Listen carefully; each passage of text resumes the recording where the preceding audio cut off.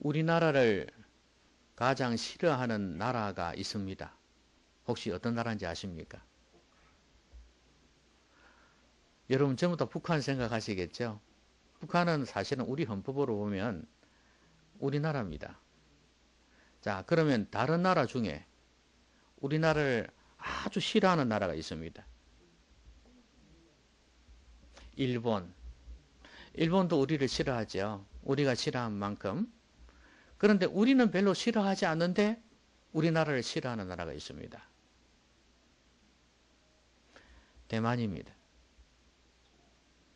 왜 대만이 우리나라를 싫어하는지 아십니까? 원래 우리나라는 대만하고 가까이 지냈어요. 수교를 하고 지냈거든요. 그런데 어느 날인가 우리나라가 배신을 한 것입니다. 중국하고 손을 잡은 거예요. 옛날에는 공산국가라 해서 손을 잡지 아니하고 원수같이 지냈는데 어느 날부터 그들하고 수교를 하고 그 다음부터는 대만하고 아예 관계를 끊어버렸습니다. 왜냐하면 중국이 한중국 정책을 원했기 때문에 그렇습니다. 그들은 우리하고 관계를 맺으려면 대만하고 끊어야 된다. 이걸 요구를 했어요. 그래서 어쩔 수 없이 경제적인 이익을 생각하면서 중국하고 수교를 한 것입니다. 지금도 대만 사람들은 우리나라 매우 매우 싫어합니다.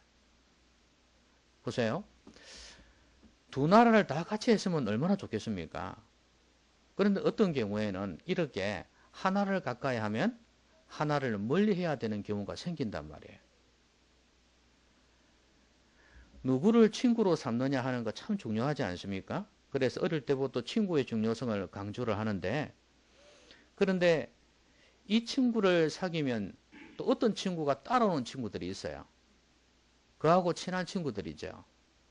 그런데 그 친구를 가까이 하면 어떤 친구는 멀리 해야 될 때가 있습니다. 아마도 좋은 친구를 사귀면 그 옆에 있는 좋은 친구가 따라올 가능성이 많고, 나쁜 친구를 사귀면 나쁜 친구들이 따라올 가능성이 많아요.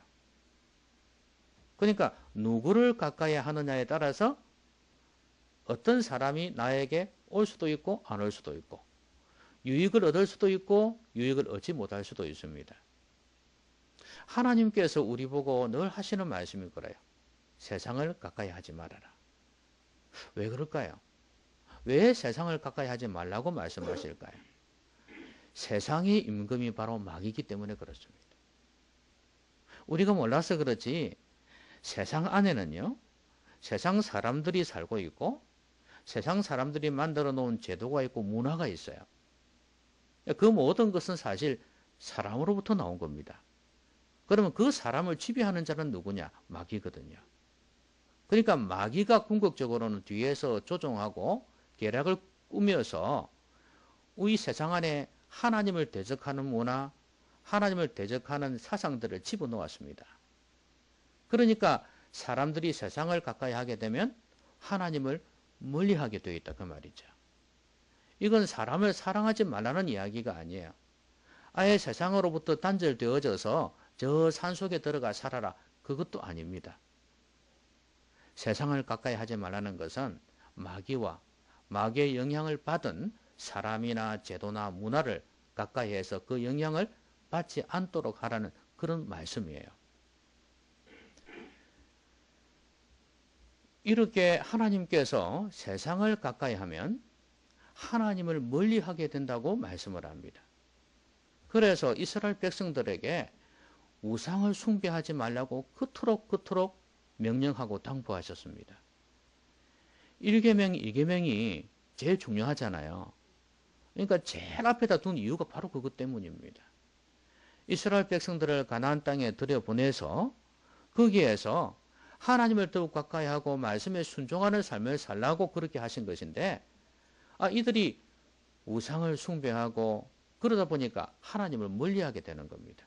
이걸 아시고 미리부터 10계명을, 그것도 1계명, 2계명에 다른 우상이나 그것도 모양도 만들지 말고 절하지 말라고 명령하신 것입니다.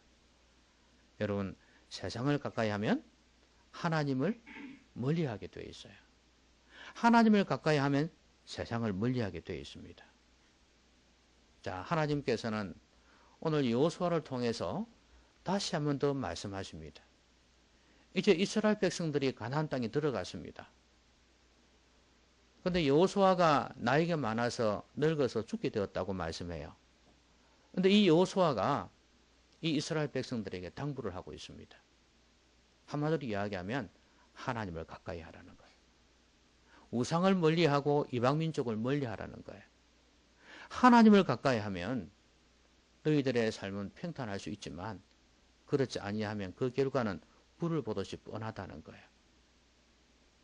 자, 그러면 우리가 어떻게 하면 하나님을 가까이 할 수 있을까요? 이스라엘 백성들만큼이나 우리의 삶에도 유혹이 많습니다. 그들이 가나안 땅에 들어갔을 때 얼마나 온갖 우상들, 문화들이 그들을 유혹했습니까? 마찬가지로 우리도 그렇습니다. 우리가 교회 문을 나서는 순간 그때부터 우리에게 여러 생각들, 여러 삶, 문화들이 우리를 유혹하고 공격하기 시작합니다. 어떻게 해야 하나님을 가까이 할 수 있을까요? 방해물이 도처에 있어요. 하나님을 멀리하도록, 가까이 하지 못하도록. 자, 그러면 어떻게 하면 우리가 하나님을 가까이 하고 좀 더 세상을 멀리할 수 있을까요? 여호수아는 자신이 이끌어왔을 때는 그래도 괜찮았거든요. 이 사람이 모세 밑에서 후기자였지 않습니까?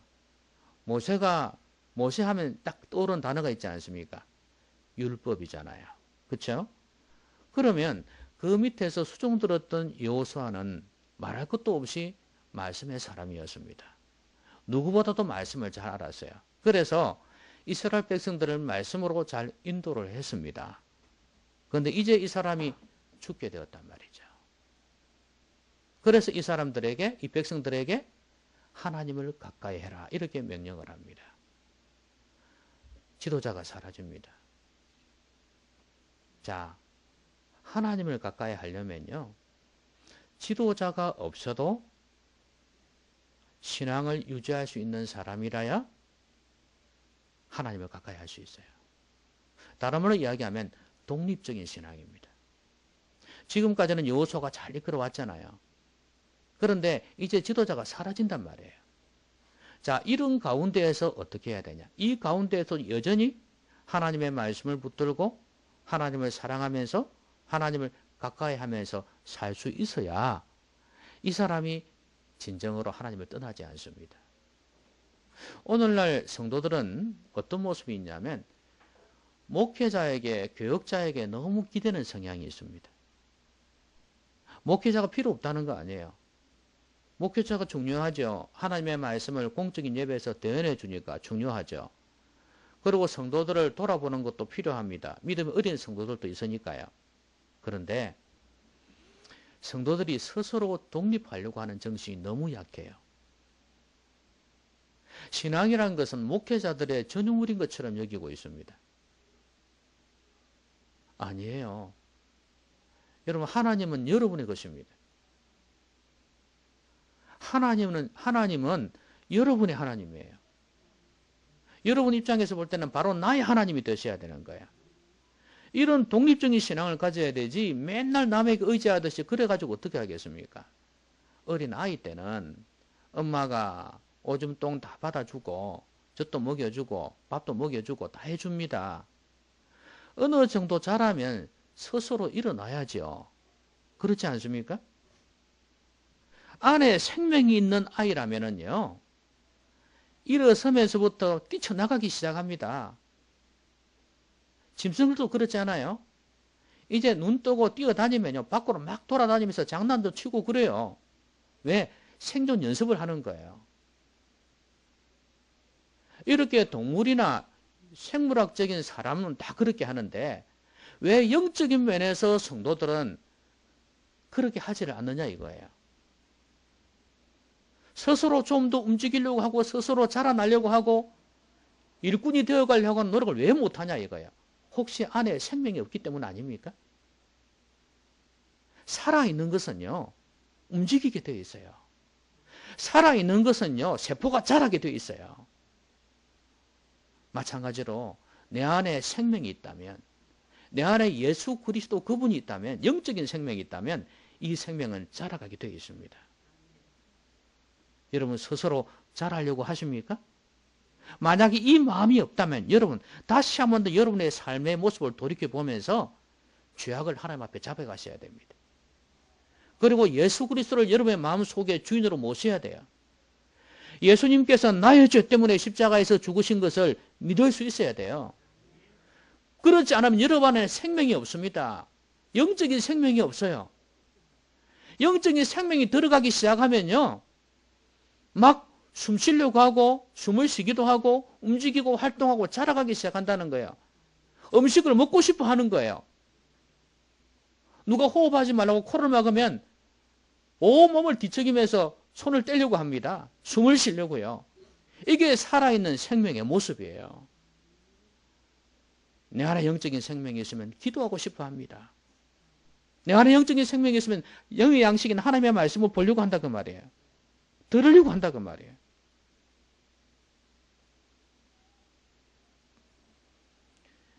이렇게 하나님 앞에서 스스로 독립적인 신앙으로 살아가는 것, 이것이 끝까지 하나님을 가까이 하는 비결입니다. 오늘 이스라엘 백성들에게 여호수아가 사라지고 난 뒤에도 여호수아는 계속해서 하나님을 가까이 하기를 원했습니다. 그래서 지금까지 하나님께서 너희들을 위해서 이렇게 행하셨다는 것을 다시 한 번 더 상기시킵니다. 여러분 병원에 가면은 중환자실이 있죠. 중환자실에 있는 환자들은 대체로 이런 모습을 하고 있습니다. 어떤 모습을 하고 있죠? 중환자실에 안 들어가 봤습니까?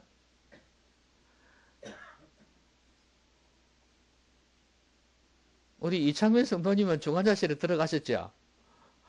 거기서 어떻게 했나요? 아, 이분은 안 하셨나 모르겠네. 요걸 끼는데, 요걸.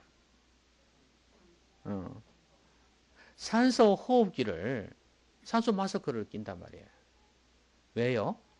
스스로 숨쉬기가 힘드니까. 만약에 이 몸 상태가 너무 안 좋기 때문에 이게 회복이 되어지면 이걸 떼도 되는데 이 상태가 너무 안 좋기 때문에 이걸 달아놔요. 몸 회복될 때까지.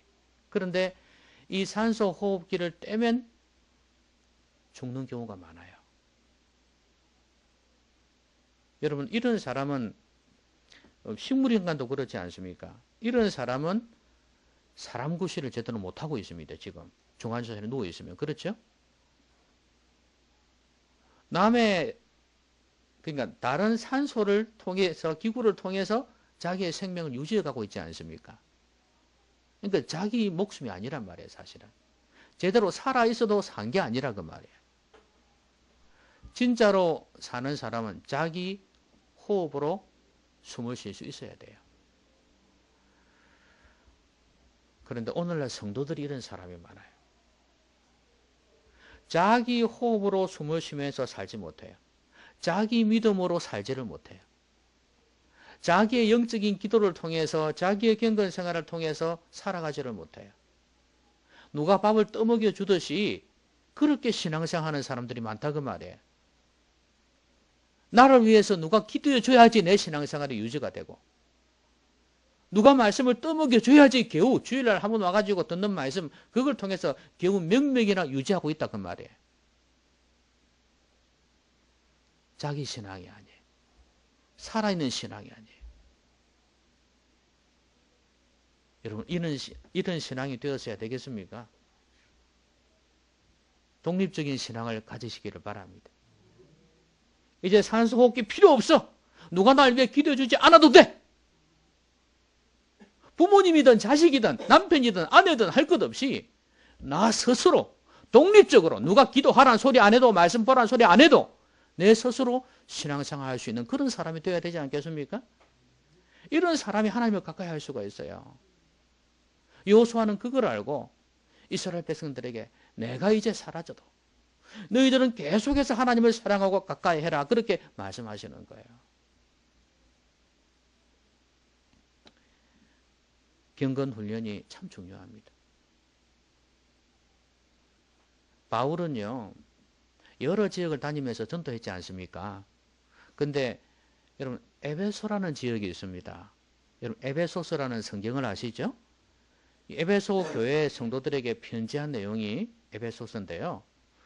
이 에베소에도 바울이 한 2년 반 정도 사역을 했었어요. 자, 그런데 이 지역을 떠났거든요. 떠났다가 다른 지역을 순회하면서 복음을 전하다가 이제 이 에베소에 있는 교회가 2년 반 동안 있었으니까 좀 오래 있은 편이었어요. 그래서 걱정이 되었어요. 그런데 가려니까 이쪽에 쭉 들어가야 되니까 시간이 많이 걸려요. 지금같이 뭐 교통이 발달되어 있으면 금방 들어가지만 이게 안 됐단 말이에요. 그래서 그 입구 쪽에 밀레도라는 지역에 이 사람이 가게 됩니다. 바울이. 그 편지를 미리 보내가지고 거기에서 만나자 그랬어요. 에베소 장로들을 불렀어요. 그 당시에 장로는 오늘날 장로하고 달라요. 평신도 지도자라고 보시면 돼요. 그 당시에는 목회자가 없었기 때문에 우리 옛날에 영수처럼요.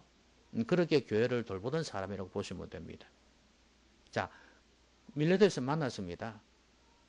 그러니까 이제 이 장로들은 다 알죠. 바울을. 그래서 안부도 묻고 만나가 입맞춤도 하고 껴안고 막 얼마나 반가웠던지.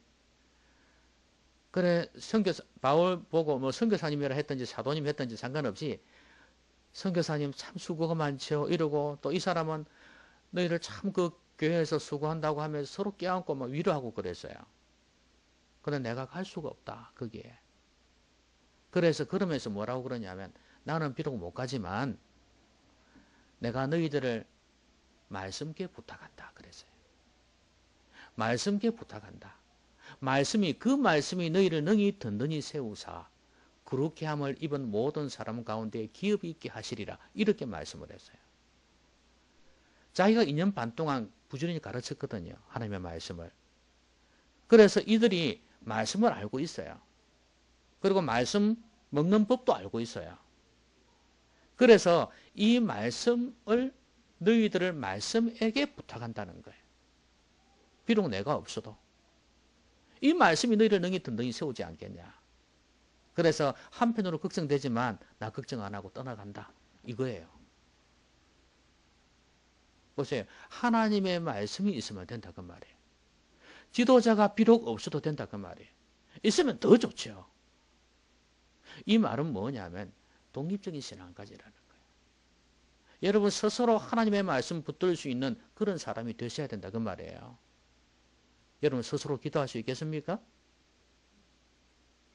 스스로 말씀 묵상할 수 있겠습니까? 아니요 못하겠는데? 그럼 배우세요. 이 사람들도 하루아침에 된 거 아니에요. 양육을 통해서 훈련을 통해서 된 거예요. 훈련하면 다 됩니다. 처음에는 너무 힘들어 보여도 안 될 것 같아도 하다 보면 익숙해져요. 어느 순간에 내 것이 되어 있습니다. 나의 한 부분이 되어 있어요. 훈련이라는 것이 이렇습니다. 여러분 자전거 타보셨지 않습니까? 아니 운전을 해보셨지 않습니까? 처음에 얼마나 힘들대요. 가다가 넘어지고 근데 계속 연습하다 보니까 어느 순간에 된다가 되잖아요. 자전거가 바로 가기 시작해요. 어느 한 순간이 와요. 기타도 그래요. 기타 칠 때도 그래요. 이놈의 코드를 가지고 이 기타를 치려고 하는 이게 돼야 말이지. 한번 잡았다가 C 코드 잡았다가 D 코드 가려니까 이게 잘 안 넘어가요. 이래가지고 다시 보면서 이렇게 해가지고 기타를 친단 말이죠. 근데 이걸 계속해서 연습하다 보면 어느 순간에 팍팍팍 가져요 이게. 그때가 와요. 훈련이라는 게 이렇습니다. 여러분 말씀이 먹여주는 말씀이 아니라 여러분 스스로 섭취하는 그런 말씀이 되기를 바라요. 기도가 누구 기도하라 그래서가 아니라 스스로 기도의 자리에 나오고 스스로 기도하는 사람이 되기를 바랍니다. 그러면 하나님을 가까이 하는 성도가 될 수 있어요. 자, 그 다음에 지금 이 시기가 그렇지 않습니까? 가나안 땅을 다 정복했잖아요. 1절에 보면 이런 말씀이 있지 않습니까? 여호와께서 주위의 모든 원수들로부터 이스라엘을 쉬게 하신 지 오랜 후에 그랬지 않습니까? 이제 정복했다 그 말이에요. 원수들이 더 이상 건드리지 못하게 됐다는 거예요. 원수들로부터 이스라엘을 쉬게 하신 지 오랜 후에 이거예요. 이렇게 정복한 지 오래됐고 이제 평탄합니다. 그럼 이 싸움은 끝난 거예요. 그런데 뒤에 가면 이런 말씀이 나옵니다. 5절에 보세요. 너희의 하나님 여호와 그가 너희 앞에서 그들을 쫓아내사 너희 목전에서 그들을 떠나게 하시리니 너희의 하나님 여호와께서 너희에게 말씀하신 대로 너희가 그 땅을 차지할 것이라. 그러므로 이렇게 말씀하고 있어요. 이게 무슨 말씀일까요? 다 정복했다고 생각했는데 그게 아닌가 봐요. 맞아요. 어떤 족속은 아직도 정복하지 못한 족속이 있기는 있었습니다. 근데 대부분은 다 정복했었어요. 근데 여기서 말씀하는 것은 어떤 의미가 있냐면 이거는 눈에 보이는 땅 개념보다도 정신적이고 영적인 개념까지 다 포함을 해요. 이 원수들을 다 진압하고 정복하는 걸 이야기하는 겁니다. 지금 여기서는 땅만을 이야기하는 게 아니에요. 이 전체를 다 정복하는 이걸 위해서 하나님의 말씀을 가까이 하고 좌로나 우로나 치우치지 말아라. 그렇게 말씀하고 있습니다. 여러분 여기에서 우리에게 가르쳐 주는 게 뭐냐 하면 영적인 싸움은 끝이 없다는 거예요. 지금 이스라엘 백성들과 이방 민족 간의 싸움은요. 가나안 족속과의 싸움은 영적 전쟁이라고 볼 수 있습니다. 영적으로 보면. 그런데 이 싸움이 계속해서 지금까지 내려왔어요. 행해져 왔어요. 그런데 여호수아가 죽고 난 뒤에도 계속해서 이 싸움이 존재할 것을 말씀하고 있습니다. 영적 전쟁은 끝이 없습니다. 우리가 하나님을 가까이 하려면 이 싸움이 끝이 없다는 사실을 아셔야 됩니다. 여러분, 마귀가 있나요? 마귀가 있나요?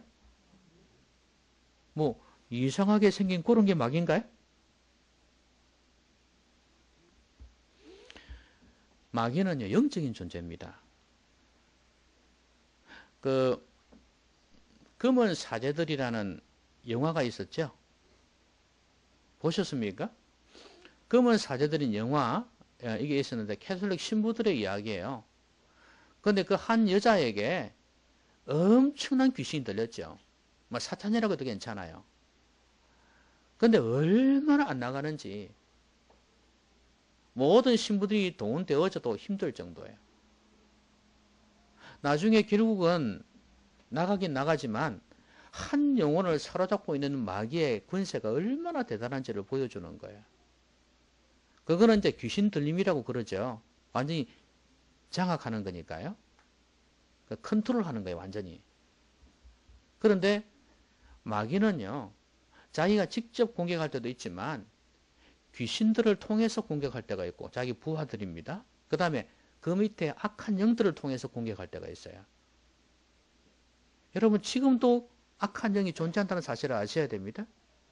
여러분 안에 성과 악이 싸우지 않습니까? 그게 일반 사람들은 영적인 원리를 몰라서 그래요. 우리 안에는 하나님께서 주신 양심도 있고 선도 있어요. 그렇지만 악한 마귀가 우리의 양심을 거슬러서 행동하게 만들고 하나님의 말씀을 거역해가지고 반대로 행동하게 만들기도 해요. 자, 이렇게 마귀가 역사하고 있다는 사실을 아는 게 중요합니다. 우리의 삶에는 영적인 싸움이 있다는 사실을 아셔야 돼요. 여러분, 하나님께서 기뻐하시는 일이라면 마귀는 극구 반대하고 나섭니다. 이 예배 시간에 예배에 집중하지 못하도록 마귀는 어떤 전략을 쓸까요? 예? 이 예배 시간에 집중하지 못하도록 마귀는 어떤 전략을 쓸까요? 이 소리 하니까 다 깨네 그냥. 예? 마귀가 어떤 전략을 쓸까요? 토요일날 저녁에 무슨 일이 생기게 만드는 거예요. 자꾸 늦게까지 있게 만드는 거예요. 아니 물론 새벽 기도도 안 오면은 뭐 12시 자도 올 수 있죠. 아니 1-2시 자도 올 수 있죠. 충분히 자고 올 수 있지 않습니까? 그렇잖아요. 새벽 기도 오는 사람 같으면야 뭐 새벽기도 못 온다는 게 이해가 되지만 새벽기도 안 오는데 왜 예배를 못 와? 올 수 있지. 자, 그런데 어쨌거나 밤 늦게까지 2시, 3시까지 못 자게 해가지고 막 일요일이니까 푹 자야지 생각하게 만들죠. 그래서 교회를 못 오게 할 수도 있고 그래도 교회는 가야지 하고 교회는 왔는데 너무 피곤하니까 어떻게 되겠어요? 예배 집중이 안 되는 거예요. 아, 힘들어. 저놈의 설교가 왜 저렇게 기냐? 그러면서 은혜도 안 돼. 왜 저렇게 말씀을 못 전해? 자기 귀가 문제인 건 생각 안 하고 말하는 사람을 공격하기 시작합니다. 속으로. 겉으로 하겠습니까만. 그렇게 한다니까요. 그러니까 마귀가 교회란 것은 그 다음에 설교라는 것은 정말 귀찮은 존재구나. 이렇게 생각하게 만든단 말이에요. 그렇게 해서 어쩔 수 없이 내가 교회는 오지만 내가 행편만 되어지면 환경만 되어지면 교회 가나 봐라. 이렇게 되게 만든단 말이에요. 이게 마귀의 전략이에요. 이 시간에도 여러 가지 생각 또 하필 예배 시간 전에 걸려온 친척이나 가족으로부터의 전화 이런 걸 통해서 막 마음이 뒤숭숭하게 만들어버려요. 예배 은혜가 안 돼. 집중이 안 돼. 또요. 아침에 교회 오려고 하는데 꼭 마귀가 신경질 나게 만들어요. 부부싸움을 한다니까요. 챙기고 올 때 아이들 때문에도 그럴 수 있고 젊은 부부들은 또 아니면 어른들은 부부간에 옥신각신 당신 조금 치워주세요. 나 바쁘다 이래가지고 막 왜 안 치워줘 이러다 부부싸움 말싸움 하다가 이런 여러 가지로 인해가지고 막 기분이 상해가지고 교회 올 때 있어요. 그러면 그 생각만 나지 말씀은 들어오지도 않아요. 마귀가 이렇게 공격을 합니다. 오늘 이스라엘 백성들에게 영적인 싸움이 끝이 없다는 것을 계속 강조해요. 그래서 이 영적인 싸움을 잘 싸워라. 이겨라. 이들을 분명하게 제압을 해야 된다고 말씀해요. 쫓아내버리라는 거예요. 왜냐하면 쫓아내지 아니하면 너희들이 당한다는 거예요. 우리가 봐서 알지 않습니까? 그 부족들을 쫓아내지 아니해가지고 남겨둬가지고 비록 종노릇 했지만 그들이 나중에는 이스라엘을 공격하고 미혹하고 넘어뜨렸던 거 봤지 않습니까? 사사기를 통해서 보면 아니 사무엘상하 다 보면 그래요. 열왕기상하까지 그렇습니다. 이 가나안 족속이 지금 종노릇 하지만요. 우습게 볼 존재들이 아니에요. 나중에는 그들 나름대로의 세력을 형성하고 얼마나 공격을 많이 했는지 몰라요. 무너뜨렸어요. 여러분 너 죽기 아니면 나 죽기다. 알겠습니까? 이런 정신으로 싸워야 돼요. 간혹 금투사들이 그런 경우 있지 않습니까? 그 위에 있는 못된 놈들에 의해서 이렇게 싸우게 되는 경우가 있잖아요. 금투사들. 그래서 칼 가지고 싸우는데 규칙이 뭐냐 하면 한 사람은 반드시 죽어야 살아남을 수 있는 거예요.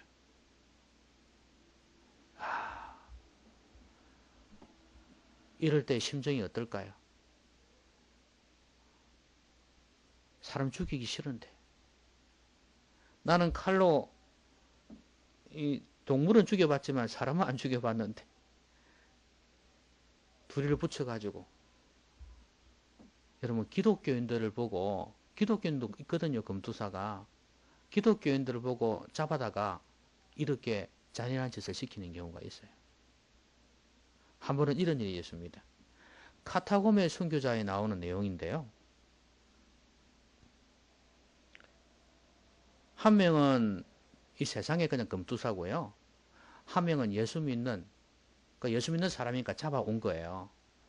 그래서 이 금투사하고 이제 원형 경기장에서 칼싸움을 시킨 거예요. 이게 이렇게 칼을 휘두르면서 이렇게 싸우죠. 그런데 이 예수 믿는 금투사가 칼을 딱 뽑아가지고 이제 이렇게 목에 딱 집어 넣으려고 하는 순간입니다. 이겼어요. 이 사람이 언약 너무 잘하니까. 근데 위에 있는 사람들이 이 사람이 너무 잘하는 거 알지만 사람을 못 죽인다는 거 알기 때문에 이렇게 한 거예요. 그래서 목에 딱 갖다 대고 있는데 이 사람은 양심에 하나님 앞에서 도저히 사람을 죽일 수가 없는 거예요. 살인이니까. 그래서 칼을 빼고 위에 있는 그 황제가 그 사람 보고 그래요. 나는 기독교인이다. 난 도저히 죽일 수가 없다. 그러고 있는데 옆에 쓰러지던 그놈이 떨어지던 칼을 집어가지고 뒤에 가서 푹 찔러 죽여버려요. 이렇게 힘든 것입니다. 너가 아니면 내가 죽어야 된다는 거. 그런데 우리의 영적인 싸움이 그렇습니다. 근데 다행히도 이 싸움은 상대방을 죽여도 되는 싸움이에요. 괜찮아요. 악한 마귀와 귀신들은 얼마든지 사정없이 죽여도 괜찮은 거예요. 귀신 들린 사람을 쫓아내다 보면은 귀신이 막 발악을 하죠. 제발 좀 날 좀 살려달라고. 제발 나를 쫓아내지 말라고. 여기 있게 해달라고 막 고함을 지르거든요. 실제 그리 많이 합디다. 근데 귀신 쫓아내 보니까 그래요. 그런데 그때도 사정없이 공격하고 쫓아낼 수 있습니다. 사람이 아니니까.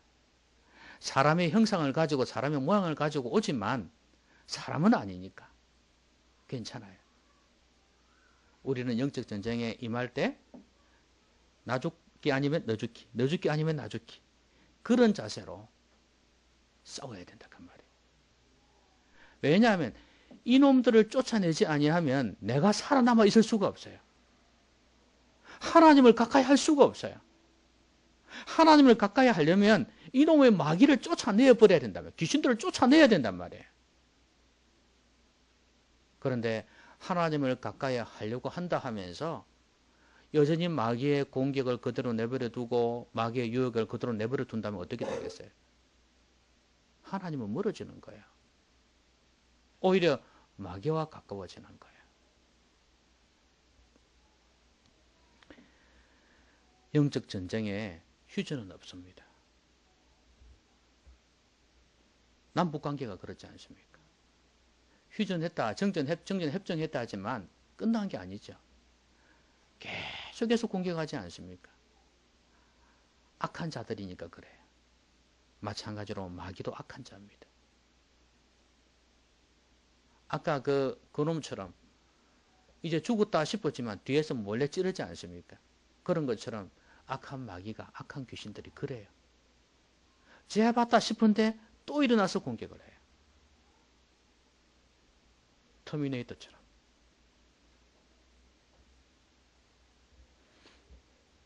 그래서 우리는 섰다고 했을 때 넘어질까 조심하고 늘 영적 전쟁 가운데 깨어서 승리할 수 있기를 바랍니다. 그 다음에 이 사람들에게 하나님을 더욱 가까이 할 수 있는 비결을 말씀하고 있는데요. 이 사실을 상기를 시키고 있습니다. 그게 뭐냐 하면 3절의 마지막 부분에 보면 너희의 하나님 여호와 그는 너희를 위하여 싸우신 이시니라 이렇게 말씀합니다. 그리고 5절에서도 보면 너희의 하나님 여호와 그가 너희 앞에서 그들을 쫓아내사 너희 목전에서 그들을 떠나게 하시리니, 결국은 누가 싸우신다는 거예요? 하나님께서 싸우신다는 거거든요. 거기에 10절에도 보면 이런 말씀이 있습니다. 너희 중 한 명이 1000명을 쫓으리니 이는 너희의 하나님 여호와 그가 너희에게 말씀하신 것 같이 너희를 위하여 싸우심이라. 하나님께서 싸우신다는 거예요. 여러분, 우리 힘으로는 또 우리 지혜로는 이 악한 세상을 이길 힘이 없습니다. 쏘기를 들면 누가 안 당하겠습니까? 그런 것처럼 사람뿐만 아니라 마귀의 역사 공격에도 우리는 여지없이 무너질 수밖에 없습니다. 그런데 하나님께서 싸우시겠다 이렇게 말씀하세요. 여기에 한 명이 1000명을 쫓으리니 그러지 않습니까? 이런 능력은 정말 하나님 아니고는 주어질 수가 없습니다. 우리에게 이런 능력을 주시겠다는 겁니다.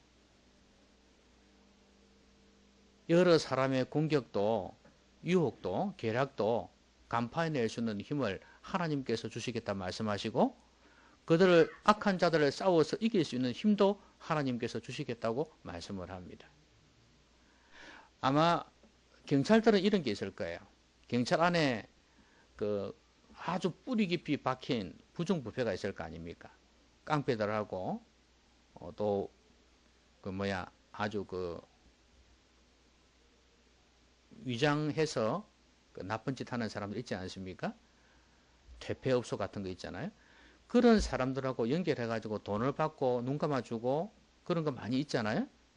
그런데 경찰이 이제 이것을 단속하려고 할 때, 특별히 예수 믿는 사람이 바른 믿음을 가지고 하려고 할 때 아마 그 부딪히는 벽이 엄청나게 클 거예요. 그렇죠?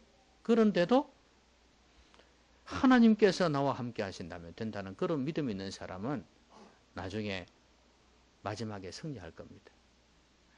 내가 비록 경찰에서 쫓겨난다 할지라도 이걸 기억해 보려고 할 것입니다. 끝까지 하려고 마음먹으면 하나님의 능력을 의지해야 돼요. 내 혼자 힘으로 하다가는 어떻게 당할지 몰라요. 하나님 의지하고 하다 보면 하나님께서 희한하게 길을 내시고 또 의도대로 정결케 하는 걸 볼 수 있습니다. 그리고 자기는 또 하나님의 선한 인도하심을 받는 경우가 있어요. 이처럼 내 힘으로 안 되지만 하나님의 능력이면 됩니다. 그래서 이런 말씀이 있지 않습니까? 하나님께서 너희들과 함께 지금까지 함께 했기 때문에 오늘까지 너희에게 맞선 자가 하나도 없었다. 9절에서 이렇게 말씀하거든요. 지금까지의 어떤 가나안 땅 정복 과정을 볼 때 그랬다 그 말입니다. 비록 그들이 강했지만 하나님께서 이들이 죄를 범했을 때 허용했을 때는 이들이 싸워서 이겼지만 하나님께서 대적할 때는 이들과 맞서서 싸워 이긴 자들이 하나도 없었어요. 그렇죠? 가장 강한 족속인 여리고 족속도 그렇고 가나안 동쪽에 있는 그 헤스본 족속도 그래요. 옥도 마찬가지고요. 다 이스라엘을 이길 수가 없었어요. 그 강대국들도 다 무너졌습니다. 바산왕 옥. 그러니까 이런 아무리 강한 나라를 할지라도 하나님께서 대적하면 못 이긴다고 말이에요. 지금 이스라엘 백성들에게 이 말씀을 하시는 이유는 뭐냐면 앞으로도 그럴 것이라는 거예요. 앞으로도 하나님을 가까이 하면은 이 영적 전쟁에서 넉넉히 이긴다는 거예요. 그래서 6절에 그러므로 너희는 크게 힘써 모세의 율법책에 기록된 것을 다 지켜 행하라. 그것을 떠나 우로나 좌로나 치우치지 말라.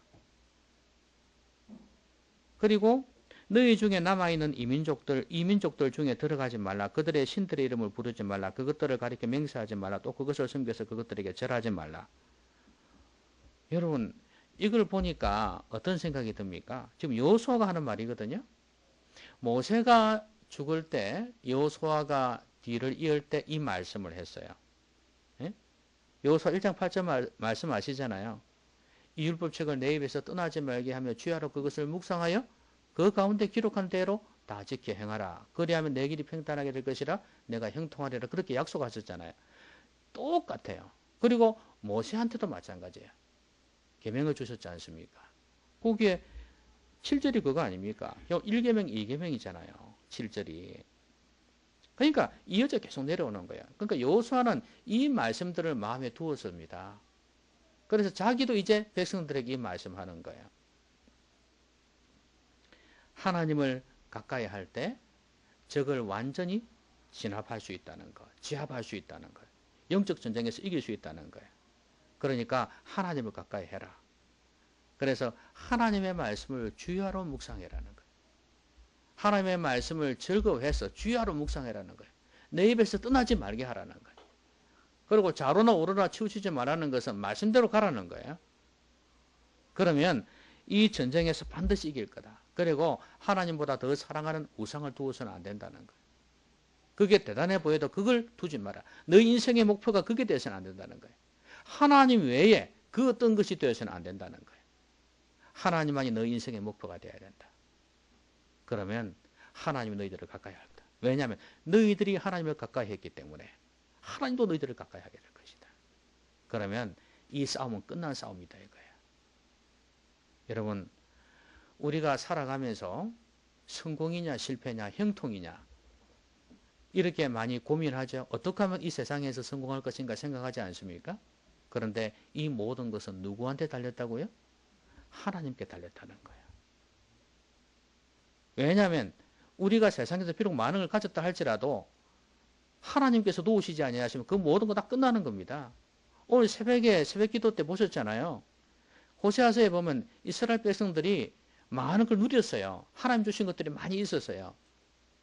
그 호세아 부인 고멜처럼 음탕한 여자처럼 세상에 다른 남자를 찾아가는 것처럼 우상을 찾아서 그들에게 절하고 그러니까 하나님께서 그 주셨던 좋은 것들 다 뺏어가 버리잖아요. 영적이고 육적인 거 다 빼앗아가 버려요. 하나님의 손에 달렸습니다.